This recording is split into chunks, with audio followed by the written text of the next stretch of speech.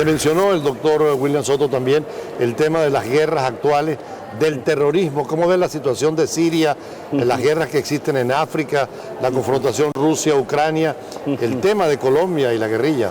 Sí, el mundo todavía rige muchísimo lo que se llama la Realpolitik, unas relaciones internacionales que buscan que cada Estado esté lo mejor posicionado posible, y esto lleva a conflictos. Yo creo que estamos asistiendo a la voluntad de Rusia de resituarse en el escenario internacional, y esto explica en parte lo que está prolongando el conflicto sirio y el conflicto de Ucrania, ¿no? De todas maneras, asistimos a nuevas formas de violencia, como es el terrorismo, que tiene su origen en el integrismo, o que se quiere justificar con el integrismo islámico, que es especialmente peligroso porque está planteando un pulso a las sociedades europeas, intenta llevar la guerra civil a las calles de Europa, intenta que Europa desprecie la inmigración venida de la ribera sur del Mediterráneo para tener allí una frontera, un enfrentamiento con casi ese 20% de la población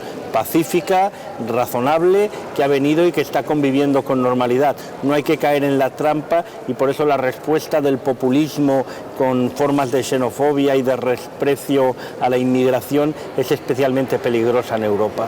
¿Cómo combatir el terrorismo de ISIS, que también hicimos mención aquí en la conferencia, el Estado Islámico de Siria y de Irak, y todo lo que es el tema religioso islámico convertido en martirio y en daño a la sociedad civil? Sí, los principales terroristas son hijos o nietos de inmigrantes nacidos en Europa, que no han sido especialmente practicantes y que cogen lo religioso, su particular reconstrucción de lo religioso, como una excusa para poder actuar contra una sociedad en la que no se han sentido aceptados, no se han sentido adaptados.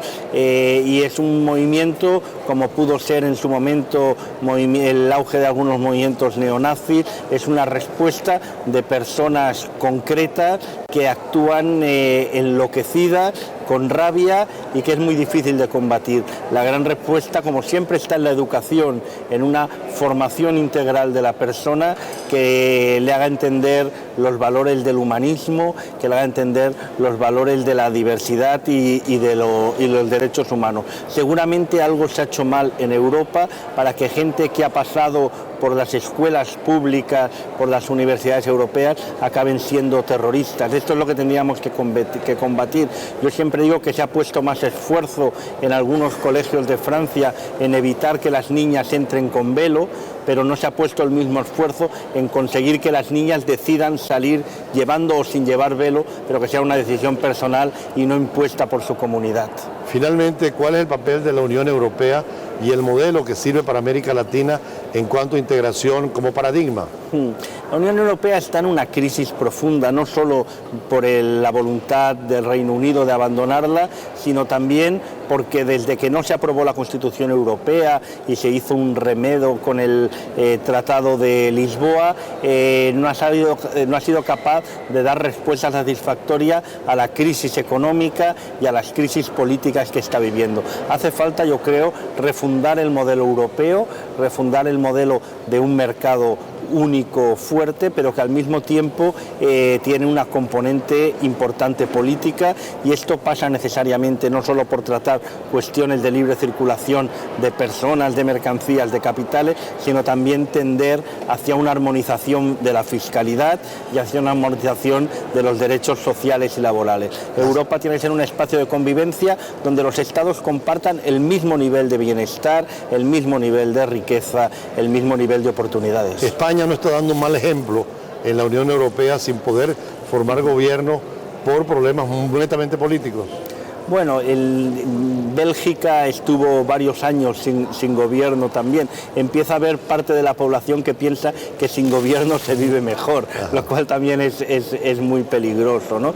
De todas maneras, España no ha tenido una voz decisiva en el concierto de la Unión Europea los últimos años, igual que no lo han tenido otros países que históricamente se habían comprometido. La época de los grandes europeístas que aportaron un discurso sólido a la construcción europea ha pasado y actualmente tenemos líderes mucho más flojos que miran más por los intereses de su país que por los intereses generales de Europa, y se equivocan porque al mirar a los intereses a corto de su país están condenando a sus poblaciones que a largo no tengan las mismas oportunidades y las mismas posibilidades. Ya para terminar entonces, el próximo año habrá una cumbre también de la paz. ¿Espera usted también que esto siga avanzándose? Sí, yo creo que hay un modelo que yo decía de participación de la sociedad civil, que es un modelo paradigmático, es el modelo más interesante que yo he conocido hasta ahora, donde junta personas muy diversas, profesionales de alto nivel y con una capacidad de influencia, con una metodología muy pensada para poder ser influyentes en la realidad. Por lo tanto, si no hubiera una tercera Cumipaz, habría que inventarla. Bueno, muchísimas gracias al profesor Santiago Castelá. Hemos hecho un recorrido por los temas más importantes de esta conferencia y un llamado para la próxima conferencia de la Cumbre Mundial de la Paz, con temas como los actuales y, como usted dice, con nuevas aproximaciones. Hasta un próximo encuentro con otras entrevistas y otros entrevistados. Muchas gracias.